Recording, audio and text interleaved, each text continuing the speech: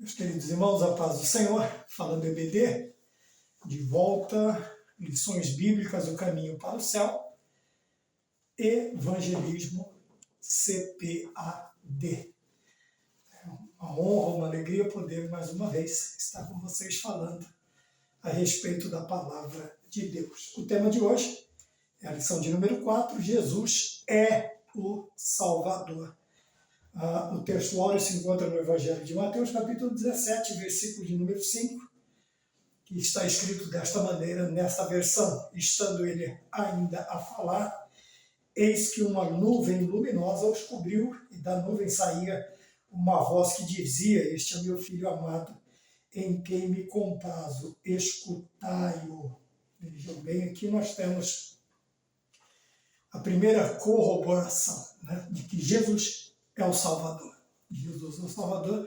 Nós temos aí o próprio Deus falando sobre seu Filho, dizendo, este é meu Filho amado, em quem eu tenho prazer, em quem eu me comprazo, em quem eu tenho alegria. E você tem aqui do lado, nós vamos usar aqui também o quadro para melhor explicarmos, os fatos que comprovam que Jesus é o Salvador.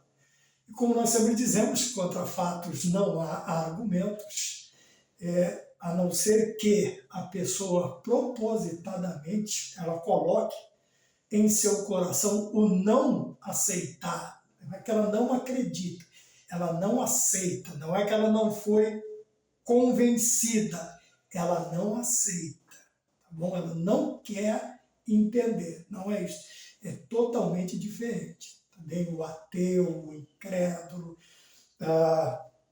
e todos os que têm aversão à palavra de Deus, não é que eles não estão convencidos, eles até estão, mas não querem, não querem. Eles se fazem de turrão, vamos assim dizer. Como esta aula é uma aula evangelística, é uma aula de preparação para não crentes, não convertidos e novos convertidos, nós podemos aí usar um linguajar também diferente, tá bom? Não é que essas pessoas, eles não aceitam a ideia, eles até entendem, eles acreditam, mas eles não querem.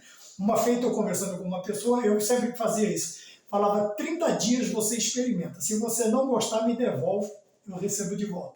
E eu fazia assim, essa prova com a pessoa, chamando ela para a igreja, para que por 30 dias ela pudesse ouvir, tá? Se no final ela quisesse ou não. E uma única vez uma pessoa falou assim, é bom, eu até acredito, mas eu não quero. Veja que é bem diferente, bem diferente. Lógico que algumas linhas de pensamento cristã vão ficar um pouquinho arrepiadas, mas a pessoa fez uso do livre-arbítrio dela. Ela disse, eu não quero. Ela falou, eu vi que Jesus é bom, tudo que você disse, eu fui convencida nos dias que eu estive aqui ouvindo, mas eu não quero. E ela simplesmente não quis. Deus permita que hoje ela tenha recebido e aceitado, né?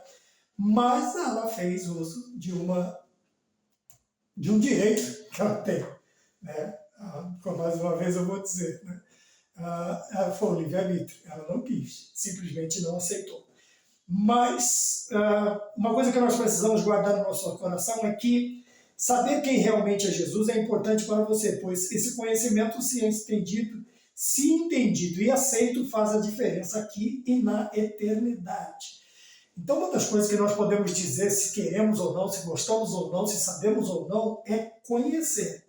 Saber o que é ou quem é. Não é simplesmente termos uma resposta para algo ou alguma coisa. Não. Primeiro nós temos que saber quem é. No caso de Jesus Cristo, nós precisamos conhecer a sua identidade, suas características, mesmo porque nós não conseguimos estudar Deus, nós não conseguimos estudar Deus. Nós podemos conhecer sua personalidade, suas características, a forma de agir, uma série de... Mas conhecer a Deus, a plenitude, não existe capacidade humana que chegue a esta definição, conheço Deus. Não, eu vou conhecer. E aqui, no caso, nós vamos conhecer a identidade de Jesus Cristo, que eu dividi em três. Jesus Cristo como Filho de Deus e Salvador, Jesus Cristo como Deus e Jesus Cristo como sumo sacerdote ou como sacerdote, como está na lição. Então, saber quem realmente é Jesus é importante para você. Nós precisamos conhecer a Cristo, conhecer não somente a história, mas a pessoa de Cristo, a personalidade, as características de Deus, suas características comunicáveis, incomunicáveis. Quer dizer que o homem, veja, Deus é santo, mas o homem também pode ser. 1 Pedro, se eu não me engano, 1,16, está escrito sede santos, porque eu sou santo. Então Deus é santo. É um atributo comunicável de Deus. Agora, a onisciência de Deus é um atributo que só é de Deus, só é da Trindade, só do Deus Pai, Deus Filho e Deus Espírito Santo. Saber todas as coisas, onisciente, onipotente e onipresente, são atributos somente de Deus, não são comunicáveis a nenhum ser criado, sejam celestiais, angelicais ou humanos, ou qualquer outro ser criado por Deus, qualquer criatura de Deus. Então nós precisamos entender, conhecer quem é Jesus Cristo. Como? Conhecer a sua identidade, saber quem ele é. Tá? Não é simplesmente aquele que aparece nos filmes aí numa sexta-feira da paixão, ou como diz o nordestino, na sexta-feira maior. Não é somente aquilo. Não, você tem que conhecer as particularidades, os detalhes, a personalidade, tudo que pode fazer a diferença, tanto para o bem quanto para o mal. Se você não conhecer, pode fazer falta num determinado momento da tua vida e você ter uma eternidade desastrosa, tá bem? Porém, pode ser uma eternidade de glória se você conhecê-lo dentro das limitações humanas, você conhecer, identificá-lo, reconhecê-lo, aceitá-lo. É a diferença de uma eternidade de glória, é ter Cristo na nossa mente de uma forma mais esclarecida. Então, veja, se esse conhecimento, se entendido e aceito, faz a diferença. Não é só entender, precisamos também aceitar. Porém, nesta característica de aceitar, é somente isso. Eu expus algo que aconteceu aí, sei lá, há umas 2 décadas passadas, ou mais, dentro desse tempo que servimos a Deus, desde o ano de 1991, eu tinha sempre esse costume de chamar as pessoas e fazer esse voto. Vamos experimentar, se você não gostar, me devolve, tá bom? Tá? E graças a Deus, 99, excetuando este exemplo que eu dei, o restante, graças a Deus, entenderam e aceitaram. Você não é somente entender, você precisa aceitar. Aceitar todas essas classificações. Jesus Cristo como Filho de Deus e Salvador, Jesus Cristo como Deus e Jesus Cristo como nosso sumo sacerdote. Também você vai ficar a par também do ofício sacerdotal instituído lá no Antigo Testamento com a família de Arão. Tá? Me desculpe se às vezes fugir algum nome, já estamos na 3ª aula gravando e cansa, tá bem? Dá trabalho. Então curta, compartilhe, se inscreva, divulgue, comente, nos ajude, porque dá trabalho. Então, quem é Jesus Cristo? É uma pergunta que é feita há milhares de anos. Quem é Jesus Cristo? Até no tempo em que Jesus estava vivendo, se perguntava quem é Cristo. Quem é este Cristo? Quem é este Salvador? Quem é Ele? Ele é tal, ele vem de tal lugar, pode vir alguma coisa boa deste lugar? Então é um questionamento bom, é razoável se preocupar em saber quem é Jesus Cristo. Quem é este que dividiu? Quem é este que até o vento e o mar lhe obedece? Olha que maravilha. Quem é este que dividiu o tempo, dividiu as eras? Quem é este que dividiu? Quem é este que mudou a minha vida e vai mudar a sua e mudou a de milhões e milhões de pessoas? Quem é este? É a pergunta, quem é Jesus Cristo? Então nós podemos identificá-lo. É uma aula que eu poderia passar horas falando aqui. sabe, com prazer, com alegria, mas o tempo não nos permite. Então, a pergunta é: quem é Jesus Cristo?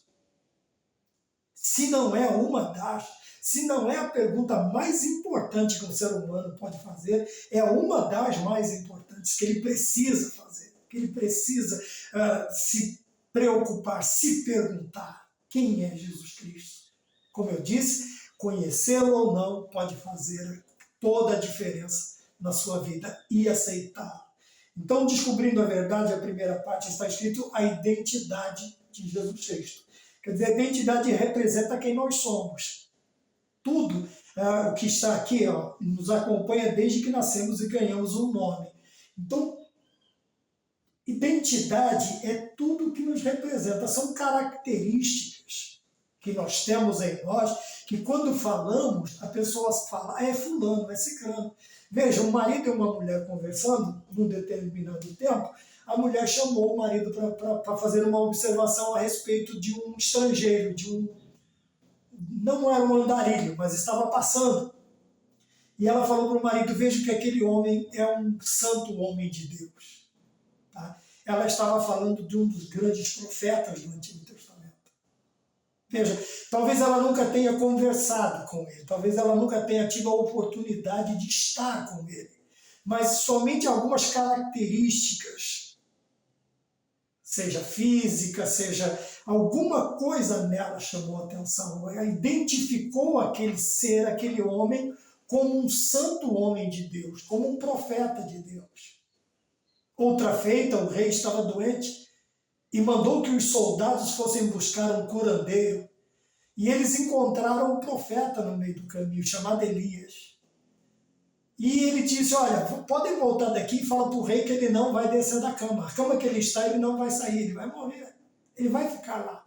Os soldados, os homens atônitos voltaram e expuseram, mas esqueceram-se de perguntar o nome. E o rei perguntou: mas quem foi que parou vocês? Quem foi que falou com vocês? Ah, disse: eu não sei, eu não perguntei o nome, rei. Mas veja bem, ele estava vestido de pelo de camelo. Ele tinha um cinto de couro traçado no seu ombro. E o rei disse: é Elias, o tisbita. Isto é identidade. Isto é identidade. São características, são particularidades, são peculiaridades em nós que mostram quem nós somos, o que nós somos, e somos nós de verdade. Isto é identidade, é conhecer. Nesta lição, nós vamos ver algumas coisas que destacam, que nos mostram, que nos aclareiam, que saltam aos nossos olhos. E que Ele é Jesus Cristo, que Ele é o Senhor, Ele é Salvador, Ele é o Filho de Deus, Ele é Deus, Ele é o nosso sumo sacerdote. Ele é o nosso sumo sacerdote. Então, veja, a nossa identidade representa quem somos e nos acompanha, desde o nascimento até desde o dia que nós recebemos um nome. Eu acho bonita essa questão do nome também, e curioso, né? Maurício, quer dizer, vem do nome Mauro. Mauro vem de mouro. Mouro quer dizer de pele escura. Olha que coisa interessante. Houve um domínio, um determinado tempo, que eram domínios mouros, né? Mouro, um povo, uma nação, que eram denominados como mouros. Quer dizer, eles deviam ter a pele um pouco mais morena, mais escura que os demais. Olha que coisa interessante. Então, Maurício deriva da palavra mouro, né? E sem querer, não sou tão, mas tem um marronzinho aqui, né? Veja bem, é uma identidade. É uma identidade. O que me identificava quando as nossas duas famílias, tanto a do meu pai quanto a da minha mãe, se reuniam, era um destaque. Porque da parte da minha mãe eram descendentes de espanhóis, todos bem claros, todos dos olhos claros, né? E da parte do meu pai, nós somos mais morenos, a pele um pouquinho mais queimadinha de sol. Então, o irmão Maurício não é que destoava, mas parecia que era o Maurício chegou, porque eram todos já mais claros, dos olhos claros, né, os descendentes de espanhóis, da parte de minha mãe. Então, os meus avós eram da cidade de Granada, na Espanha. Meus avós, por parte, e meu pai, são nordestinos, ou eram nordestinos. meu pai pernambucano, meu avô pernambucano da cidade do Exu, minha avó nordestina do estado do Ceará, da cidade de Crato, do Crato. Então, houve essa mescla. Mas uma coisa que me identificava no meio da família da minha mãe era isto. O Maurício tem a pele um pouquinho mais morena que os outros da parte da mamãe, que eram bem mais claros, bem mais claros. Então, isso nos acompanha. Então, veja que coisa interessante. Tanto o meu nome quanto a Tez demonstram uma particularidade que eu tenho, uma singularidade que eu tenho. Você tem particularidades, você tem singularidades, você tem características que demonstram quem você é. E que você, quando se apresenta, alguém vai olhar e vai dizer, não, é ele mesmo. É ele mesmo.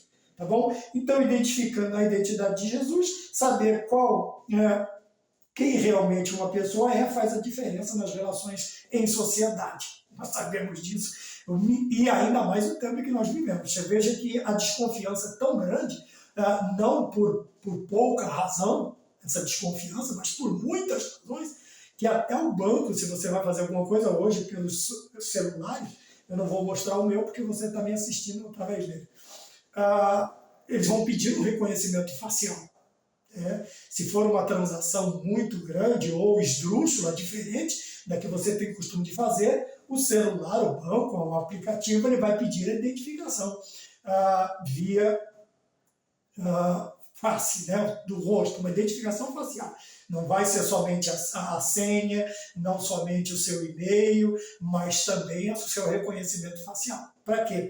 Porque as formas de engano são tantas e tão quase que inumeráveis que a desconfiança aumenta. Não adianta você chegar lá e aparecer e falar que é você, que não vão acreditar. Vão pedir sua digital, vão pedir, sei lá, uma identificação facial, e tudo isso é bom. Por quê?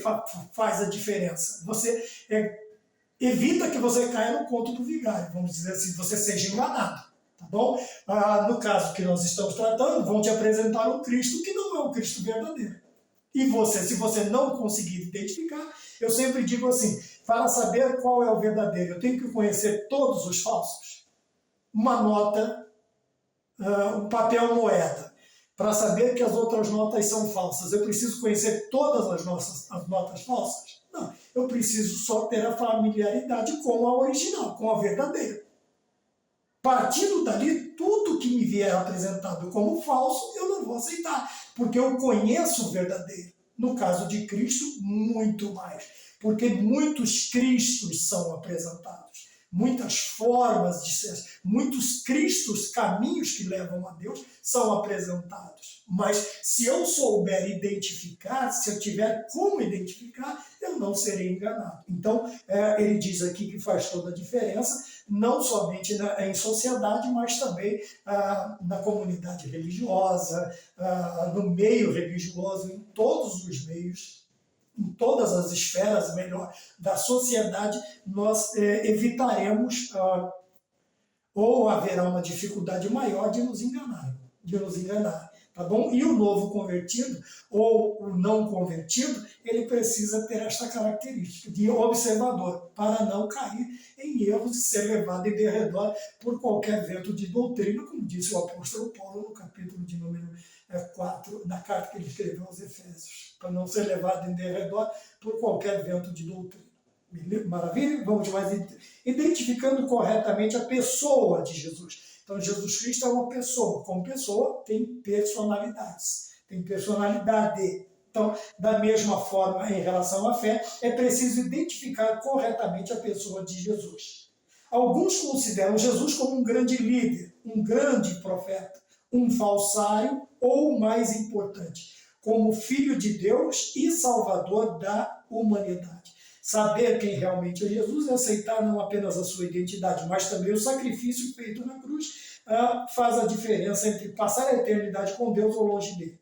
Como a Bíblia foi escrita por pessoas inspiradas, nós falamos na outra aula, que testemunharam os acontecimentos, entendemos que seus relatos são únicos, confiáveis e que, quando a Bíblia fala, Deus também está falando. Então vamos lá, trocando em miúdos toda esta leitura que fizemos. Veja que existem muitas visões, interpretações, conclusões a respeito de Cristo. Alguns têm-no até como um falsário, um mentiroso, um ludibriador. Né? Outros têm como um grande profeta. Outros têm como um grande... Né? Porém, a identificação correta, que o escritor chama como mais importante, é tê-lo em nossa mente como Filho de Deus e Salvador. É que está aqui.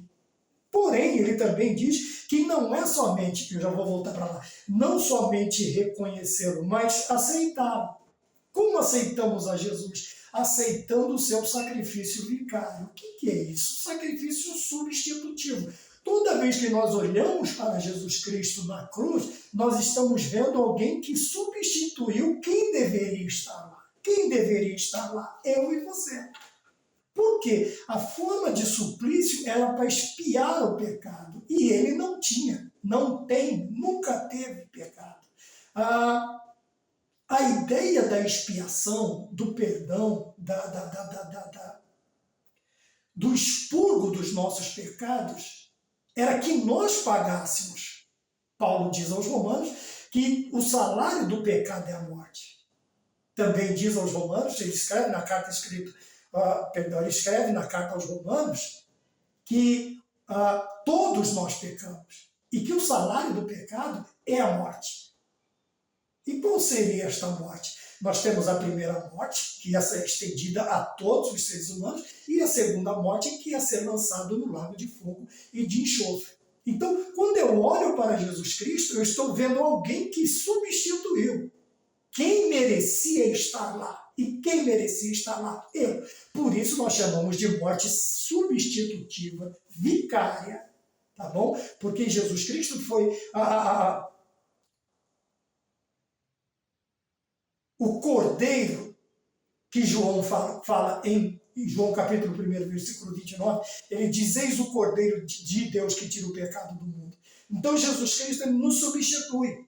Ele nos substitui. E eu preciso não somente, como nós vamos falar aqui, não somente reconhecer, mas aceitar. Aceitar o quê? O sacrifício na cruz de morte e morte de cruz que Jesus Cristo realizou por mim e por você. Aquele sangue derramado na cruz do Calvário é a exigência para expiar. Expiar aqui com X é cobrir os nossos pecados, para apagar os nossos pecados, para perdoar os nossos pecados. Por isso o escritor aos Hebreus, no capítulo de número 9, versículo de número 22, ele diz assim, e como está escrito, quase todas as coisas se purifica com sangue. E sem derramamento de sangue, não há remissão de pecados. Então vejam bem, quando eu olho para Cristo, eu não vejo somente um homem na cruz pendurado, como diz o hino. Vejo um homem na cruz pendurado a derramar sangue por meus pecados. É o Cordeiro de Deus imolado que por mim sofre grandíssima dor. Eu não vou começar a cantar porque eu vou começar a chorar. Então vamos lá. Quando eu olho, eu vejo também um sangue derramado. Eu vejo uma carne rasgada qual véu. Aí nós vamos falar do sumo sacerdote, porque o véu está intimamente ligado ao templo, ao tabernáculo móvel. E o sumo sacerdote é a figura, vamos dizer assim, humana principal desta parte, que é o tabernáculo móvel do deserto, o tabernáculo, o templo físico ou fixo construído por Salomão, reedificado pelos cativos, os que voltam cativos da Babilônia, reformado por Herodes, que ficou uma obra grandiosa, mas que no ano de número 70 foi destruído Israel completamente pelo general Tito e o exército romano. Tudo isso faz parte da história que eu preciso aceitar. Então Jesus Cristo vem derramando o sangue para purificar. E a carne rasgada dividindo, tirando aquele véu que separava eu e Deus, você e Deus. Agora nós temos um livre acesso, como também diz no capítulo 4 de Hebreus, o versículo de número 16, entremos, pois, ousadamente na presença do Senhor. Por que eu tenho esta ousadia? Porque quando eu estou na presença de Deus, Cristo está diante de mim. Ele rasgou o véu que separava. tanto eu e Deus, quanto as nações, judeus e gentios, derrubou-se o véu, derrubou-se a parede da separação. Hoje nós somos um só povo e temos um livre acesso para a presença de Deus. Então, saber quem é também, saber o sacrifício feito faz a diferença. Tá? E outra coisa, nós vemos aí cerca de 40 homens, né, que escrevem a palavra do Senhor.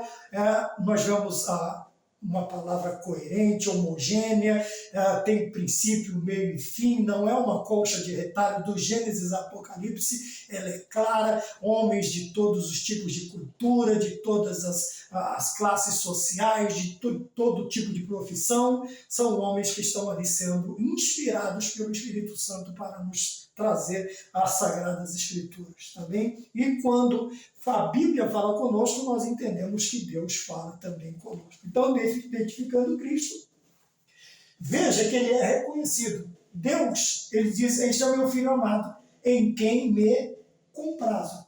Meu filho amado. Então, Deus reconhece Jesus Cristo como sendo seu filho.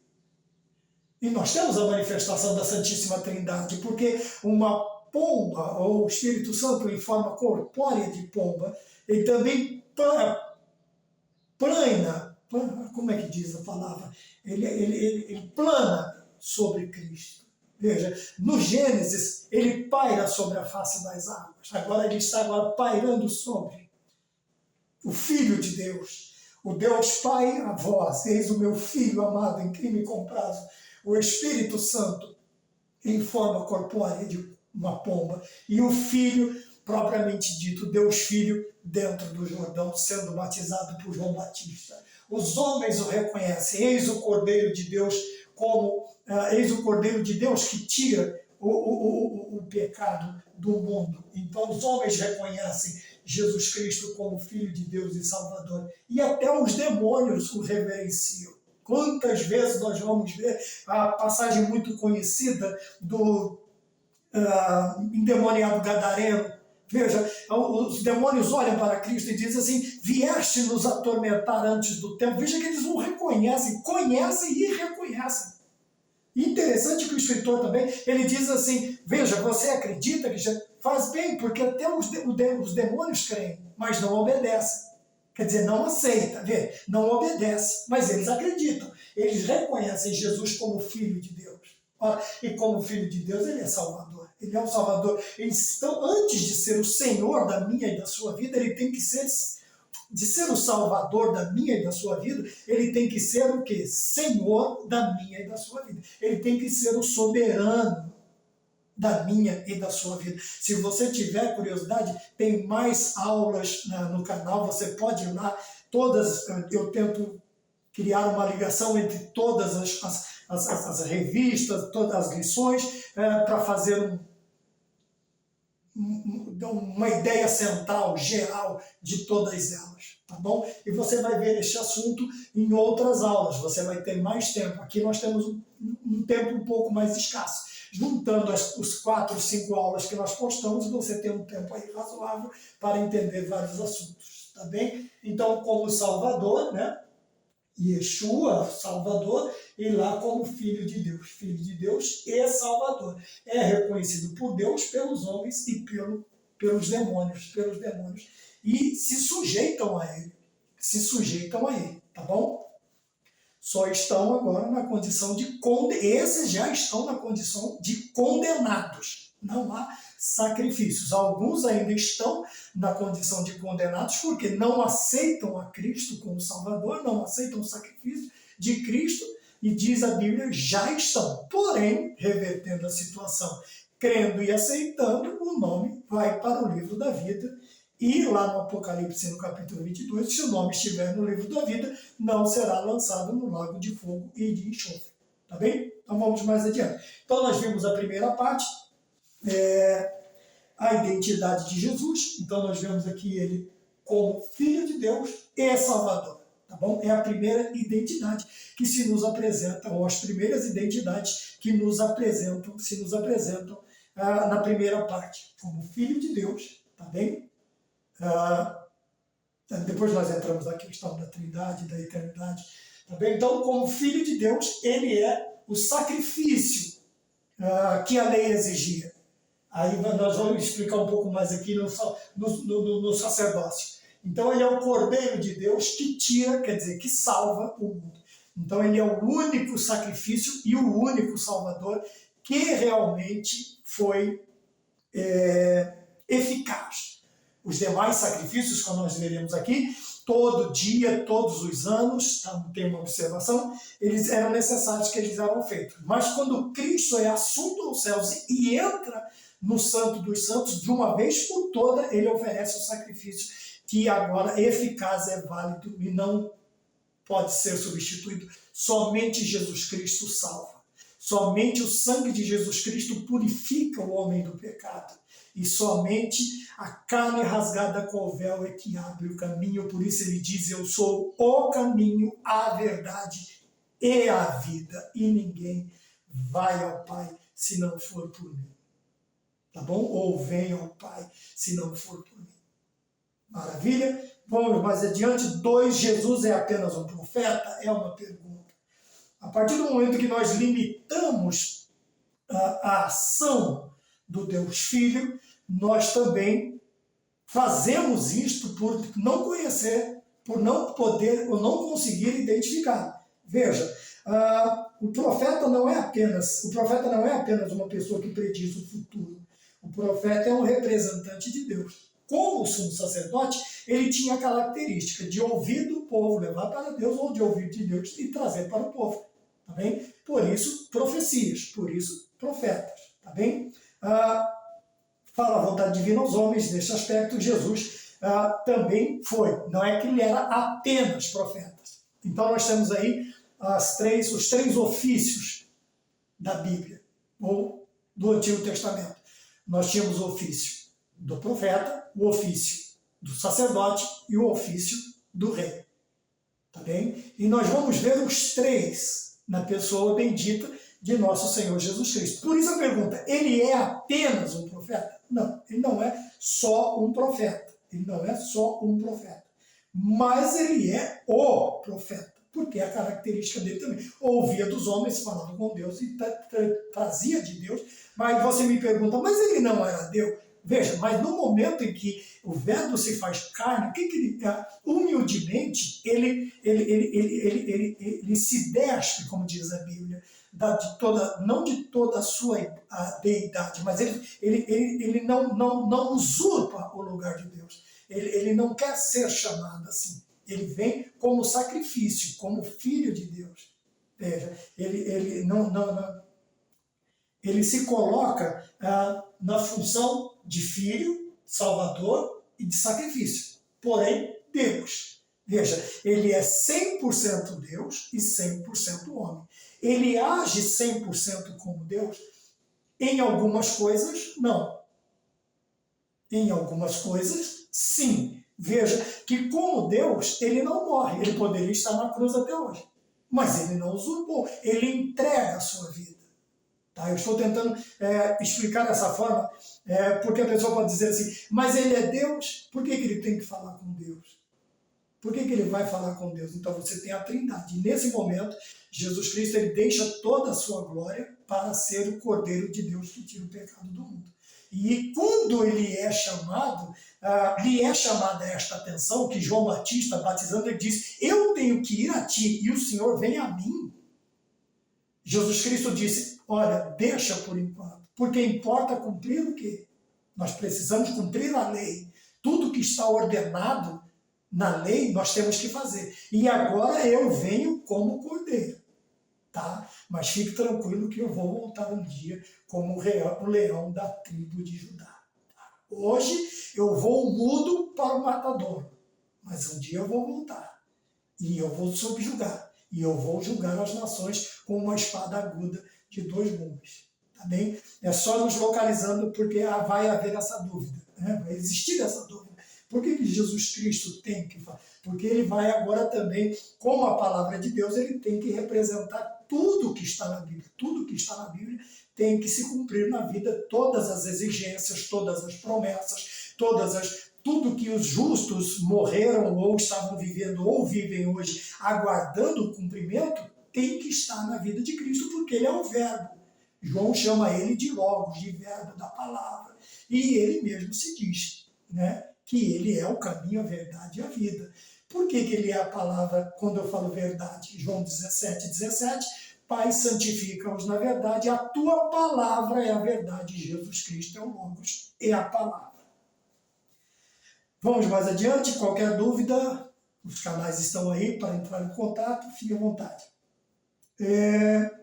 Com base no que você leu acima, quer dizer, no caso, quem leu a revista, quem tem a revista, não seria errado classificar Jesus como um grande profeta, como os demais profetas que Deus inspirou a que falassem verdadeiramente em seu nome. Mas defini-lo apenas como profeta reduz muito a sua verdadeira identidade. Entenderam o que eu quis dizer no princípio? Veja, apesar de quando eu limito, como eu restringo com uma determinada palavra, eu deixo de entender por completo a definição de Cristo como profeta. Lógico, ele é profeta, ele foi o grande profeta. Tá bem? Até Moisés diz, vai vir um maior do que eu. De quem Moisés está falando? Moisés está falando de Cristo, tá bom? Um grande líder, profeta, Moshe, tirado das águas. Você tem, e ele vacina, ele profetiza isso, que viria um maior do que ele, que vem um maior do que ele. João Batista fala que vem um maior do que ele. Todos o reconhecem, veja lá em cima, como Filho de Deus, Salvador e profeta. Então, é errado eu dizer que Jesus foi profeta? Não, mas não somente profeta. Mas ele exerceu o ofício profético. Ele exerceu o ofício profético. Então, como Deus, Jesus Cristo é profeta. Tá bom? Mas eu não posso reduzir, definir somente como profeta. Então, vamos mais adiante. Jesus foi apenas um grande líder? De novo, apenas. Quando eu uso essa palavra apenas, eu estou restringindo, limitando, apertando no espaço, num determinado espaço. E não é assim que eu vou conseguir.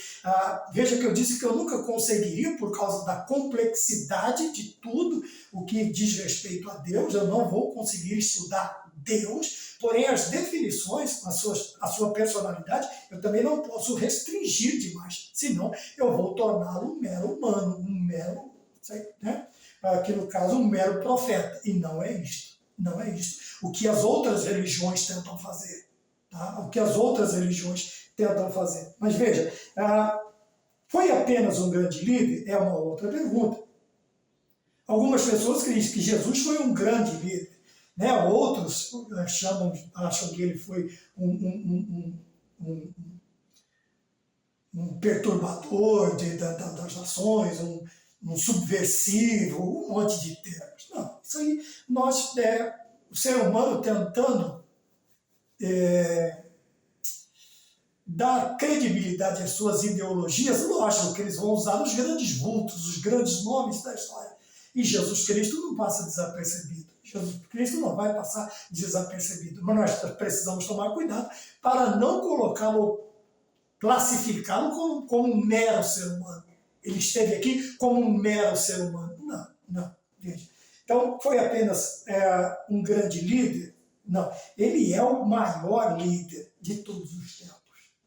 Veja que existiram grandes nomes, grandes líderes, mas nenhum deles causou as mudanças, tanto na história do homem ou da história da humanidade, como o homem sendo de uma pessoa só, de uma personalidade, ou de uma nação, ou do mundo, como as mudanças causadas por Cristo. Veja que essas mudanças são causadas até hoje. O escritor ele cita Martin Luther King, Lutero, são grandes referências, mas nenhum deles conseguiu, com as suas lideranças, causar as mudanças que Cristo causou na face da terra. Quando nós olhamos, até você vai para a escola, você vai ler na história, é ACDC. É antes de Cristo e depois de Cristo, ou AD, ano Domini, ou ano do homem, né? Ou qualquer outra, EC, era cristã. Por que era cristã? Era de Cristo, dos cristãos. Cristão vem do quê? Imitadores de Cristo. Veja que Cristo ele muda a história. E todas as siglas, todas as ideias que você coloca em termos sei lá, de geografia, antigamente nós tínhamos uma matéria chamada OSPB, Organização Social e Política do Brasil, e agora não só do Brasil, agora estou generalizando, falando do mundo, do globo. Nós tínhamos várias, né? Infelizmente não fazem mais parte do currículo escolar, infelizmente, né? Nós tínhamos aí várias outras matérias, né? Relevantes, importantes para formar caráteres no ser humano, mas infelizmente foram extintas. E nós vemos a ausência, desculpa a digressão, nós vemos a ausência delas hoje na formação do ser humano, na ideia dos seres humanos de hoje. Infelizmente conturbadas, perturbadas, as ideias não batem, eles não têm consistência, nem eles mesmos acreditam no que eles falam. Falam porque ouvem os outros falar. E nós tínhamos matérias na escola que nos traziam isso. Deixa eu ver se eu lembro de outra também. O SPB, tinha geografia, que ainda tem, totalmente diferente do que era antigamente, mas ainda tem. Algumas matérias que nos trazia a ideia de civismo. Civismo era uma coisa muito bonita, muito boa. Bom, vamos mais adiante. Depois a gente conversa sobre isso aí.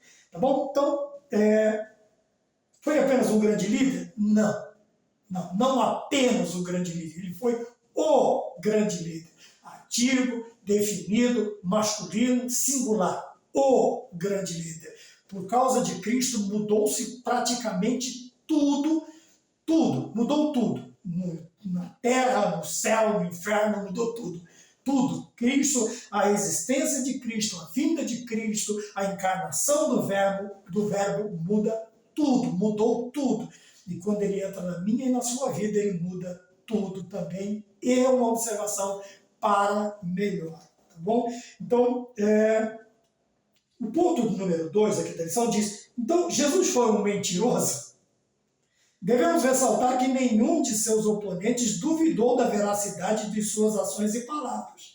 Estes fatos fazem de Jesus uma pessoa verdadeira e que podemos confiar nele para a salvação das nossas almas e que as pessoas que não creem nele estarão caminhando para um destino cruel. Então, veja, é o que nós estamos dizendo desde o começo. Ninguém duvidou, ninguém duvida de Cristo. Até mesmo quem o condenou à cruz.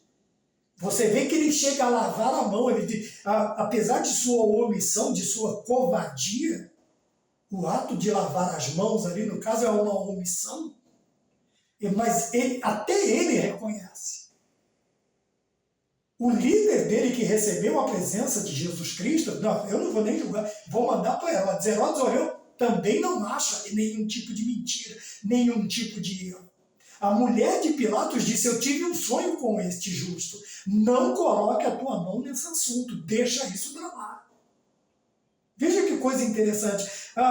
Jesus foi um mentiroso? É a pergunta. Não, por quê? Porque nem os seus opositores, nem os seus oponentes o classificaram como tal. Pelo contrário, alguns historicamente declararam serem verídicas, ou ser verídica tanto a existência quanto a palavra, quanto os milagres que Jesus Cristo realizou na Terra. Então Jesus Cristo não foi um mentiroso. Nós podemos confiar nos seus milagres, na sua palavra, na sua salvação. Nós podemos confiar nossas vidas a Ele, nossas almas, ou nossa vida, no caso, desculpa, podemos confiar a nossa vida a Cristo, a nossa alma, a nossa salvação a Cristo. Por quê? Porque os seus próprios oponentes, seus opositores, o reconheceram.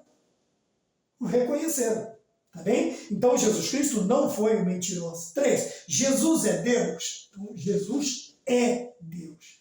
A Bíblia declara que Jesus é o Filho de Deus. Devemos crer na Bíblia porque ela foi inspirada pelo próprio Deus. E ele é o único que tem o poder de relatar as coisas de acordo com a verdade. Voltamos novamente à questão da palavra. Ele é Deus, porque como Deus, ele, como eu já disse no início, ele tem as três características incomunicáveis da deidade: onipresença, onipotência e onisciência. Tá bom? Na questão do tempo, ele é a segunda, é chamado de a segunda pessoa da Trindade. Tá bom? Por que nós podemos dizer que ele é Deus? Porque existem características no ministério, na pessoa de Jesus Cristo, que o denotam como Deus. Alguns chegaram a dizer: ninguém pode fazer o que o Senhor faz se de Deus não for enviado. Aquele moço, o moço rico, que Jesus Cristo, a Bíblia diz, e Jesus amou aquele jovem, olha que coisa interessante, ele diz: bom mestre, quando ele chega para conversar com Cristo. Jesus Cristo diz assim: por que você me chama bom? Se bom só existe um, que é Deus. Veja a ligação da ideia. Você me chama bom, só existe um que é bom, que é Deus. Obviamente você me reconhece como Deus. Você reconhece a minha deidade. Então veja, nós vemos que algumas, nas suas qualidades incomunicáveis, Jesus é eterno, Jesus é imortal, Jesus não é um deusinho como algumas religiões infelizmente tentam ensinar. Ele não é não está numa classificação inferior ao Deus Pai. Não, ele é Deus igual em deidade, igual na personalidade. É por isso que nós falamos da Trindade na unidade e a unidade na Trindade. Ou falamos da triunidade. Falamos da triunidade. Eu expus a Trindade no batismo de Cristo. Você tem o Espírito Santo, você tem Deus e você tem o Filho Jesus Cristo nas águas do Rio Jordão sendo batizado por João Batista. E assim inúmeras vezes. Façamos no plural o homem a nossa imagem. Deus não estava falando com os anjos, arcanjos, querubins, com seres celestiais. Ele estava falando com a Trindade. Ele estava comunicando-se. Então Deus projetou, o Filho formou e o Espírito Santo deu vida, soprou vida, e o homem passa a ser alma, chamado de alma vivente. Então, quando nós olhamos para ele, nós vemos o quê? Na sua personalidade, nas suas qualidades incomunicáveis e também na sua... não é uma hierarquia, não é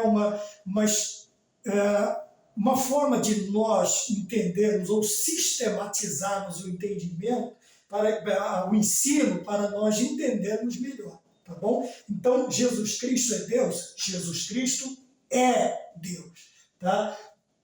Principalmente porque os homens o reconheceram também como Deus. E os demônios também o reconhecem como Deus. E o obedecem, se sujeitam a ele. Se sujeitam a ele. Veja que coisa impressionante. Então nós temos que entender esta realidade também. Jesus Cristo é Deus. Então, Deus Pai, Deus Filho, Deus Espírito Santo. Não é uma ideia que nós esposamos porque vem de uma outra denominação. Não, é porque é bíblico. A Trindade, a doutrina da Trindade, ela é bíblica, está na Bíblia, está nas páginas da Bíblia, tá bem? E ela faz parte também dentro da teologia sistemática, como eu disse, dentro da sistematização, talvez você, para te explicar o que é teologia sistemática. Ela sistematiza, ela coloca em ordem, vamos dizer assim, não uma ordem cronológica, mas numa ordem para nós entendermos melhor a doutrina. Então, dentro da teologia sistemática você tem teologia, cristologia, paracletologia, amartiologia, soteriologia, antropologia, angelologia e um monte de matérias. Tudo isso num compêndio. Agora está lá, mas se você ver os outros livros, os outros vídeos, vai estar aqui 3 livros de teologia sistemática, tá bom? Você pode, a de Horton, você pode adquirir também a teologia sistemática pentecostal, né? Nossa linha de pensamento. Por isso, tudo que estiver relacionado a nós, não que nós não conhecemos as outras, ou não podemos debater sobre os outros, mas a nós diretamente está ligado como doutrina pentecostal. porque somos pentecostais. Então, a teologia sistemática, ela tenta simplificar para nós conseguirmos estudar todas as matérias. Então, seria bom, se você é um mero curioso ou tem a intenção de aceitar a Jesus como Salvador ou acabou de aceitar, que você tenha alguns livros bons de referência, né? Bíblias de referência, Bíblia de estudos, livros que te ajudem a compreender melhor o que nós estamos falando. Como eu disse, o nosso tempo já fui avisado aqui que estou falando só nessa aula há 50 minutos. Tá bem? Aplicando a verdade, que é a parte final da lição, Jesus, nosso sumo sacerdote. Então, o sacerdote falava com Deus, lembra que nós usamos a mesma com os profetas, que ouve do povo, leva para Deus, ouvia de Deus e trazia para o povo. E o profeta tinha uma particularidade, que era a questão de profetizar, vaticinar, né? Trazer coisas que aconteceriam muitos anos depois. Isaías fala de Cristo 750 anos antes do seu nascimento, e várias coisas, tá bom? Para não delongar demais e não confundir a cabeça de vocês. Então o sacerdote falava com Deus em nome dos homens e ponto. Na história hebraica dos judeus de Israel, tá bom? Deus instituiu os sacerdotes para que intercedessem pelos homens diante de Deus e oferecessem sacrifício pelos pecados. Então essa é a função sacerdotal. O que eles faziam? Você tinha os levitas, você tinha o sacerdote e você tinha o sumo sacerdote. Tá bem? Tudo isso dentro da tribo de Levi. Então, os levitas, eles vinham de lá. Todos os levitas, os sacerdotes e os sumos sacerdotes. Tá bom? Toda a descendência de Arão. O primeiro sumo sacerdote. Qual era a função deles? Então, cada um tinha a sua função. Tá bem? Uns acendiam o altar do sacrifício, né? Aí era bom que se nós tivéssemos aqui um mapa, infelizmente, pequei nessa parte, desculpa. Já que eu vou falar nisso, eu precisava ter alguma coisa que vocês vissem, tá bem? Então, os levitas cantavam, tocavam, mas, primordialmente, eles carregavam quando desmontavam. Hoje, os levitas de hoje, você não pode nem tocar neles, eles são levitas, né? Mas o levita de antigamente, ele tinha que carregar, era a função dele transportar quando desmontado, desmontar, transportar e montar novamente onde Deus ordenasse que o povo judeu de Israel, o povo de Abraão, estabelecesse por um período. Por isso chamava tabernáculo móvel. Tá bem? E havia os sacerdotes que ofereciam sacrifício, cortavam o sacrifício, colocavam no altar do sacrifício, né? Traziam os pães da proposição, mantinham o castiçal, o menorá, o candelabro aceso, e eles podiam ir até o altar do incenso. Só essa era a função do sacerdote. Tá bem? Alguns ficariam no pátio, outros vão até, mas o sumo sacerdote, ele tinha uma diferença. Uma vez por ano ele podia entrar no Santo dos Santos, quer dizer, no lugar santíssimo. Algumas versões ou ensinamentos trazem esse nome, no lugar santíssimo. E ele fazia o quê? Ele oferecia a Deus, acho que todo mundo já viu, a arca da aliança e aquelas duas asas, né, juntadas, unidas na tampa, no propiciatório. Acho que você já viu esse desenho em algum lugar. Se não viu, veja, procure lá o desenho, o mapa do tabernáculo, ele vai te mostrar o desenho, você vai ver. Então, o sumo sacerdote ele só entrava uma vez por ano para oferecer sacrifício, tanto por ele quanto pelo povo, uma vez por ano. E se ele entrasse no Santo dos Santos de forma incorreta, ele seria eliminado. E, obviamente, outro sumo sacerdote seria levantado no lugar dele. Por que eu estou colocando fazendo essas observações? Porque Jesus Cristo, ele é o sumo sacerdote perfeito. Veja, o sacerdote ele tinha que oferecer uma vez por ano por ele e pelos outros. Logo, ele estava na condição de quê? De pecador também. O seu sacrifício era válido? Por enquanto, uma sombra, sim, algo, um tipo que aconteceria, que o antitipo viria, o antítipo viria, sim. Porém, ele era uma pessoa que tinha suas falhas. Toda a linha sacerdotal, toda a família sacerdotal, a tribo de Levi, a descendência de Arão, eles tinham os seus pecados. Por que Jesus Cristo é o nosso sumo sacerdote? Por quê? Primeiro, ele não tinha pecado. Ele é tanto o ofertante quanto é o sacrifício, a oferta. Veja que como oferta, Jesus Cristo é o Cordeiro Pascal, é o Cordeiro de Deus que tira o pecado do mundo. E como ofertante, ele é o sumo sacerdote. Só que ele não entra para oferecer esse sacrifício no tabernáculo visível, apesar de ter entrado. Por isso que a glória da segunda casa será maior do que a primeira. Não era só por causa das portentosas portas de ouro, ou isso ou aquilo. Não, Cristo entrou lá. O dono da casa entrou lá. O Deus que era reverenciado lá entrou. Mas, infelizmente, os homens não o reconheceram. Porque estavam em trevas. A luz veio, estava com os homens, mas eles não o receberam, eles não aceitaram. Então veja bem, Jesus Cristo ele é tanto a oferta quanto é o ofertante. Ele é o Cordeiro de Deus, mas ele é o sumo sacerdote. E o sumo sacerdote entrava uma vez por ano. Todo ano ele tinha que entrar. Por quê? Para oferecer sacrifício por causa dos pecados deles. Jesus Cristo imaculado, santo, puro, ele entra uma vez só para oferecer por nós. E este tabernáculo está no céu, é o céu.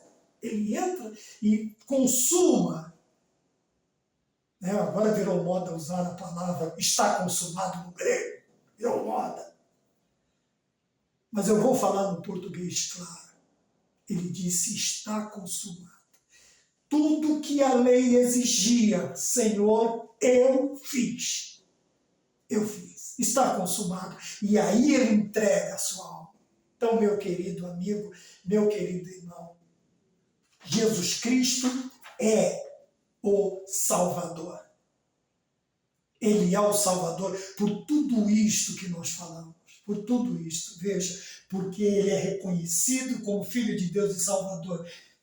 Ele é reconhecido por Deus Pai, pelos homens e pelos demônios. Ele é Deus porque na sua personalidade, nas suas qualidades, ele tem as características divinas, na sua vida, a sua qualidade divina. Então ele é Deus. E por último, ele é o nosso sumo sacerdote, porque ele entrou e ofereceu o sacrifício de uma vez por todas. Não precisa mais oferecer sacrifício, porque já foi oferecido. Quem é ele? Jesus Cristo de Nazaré.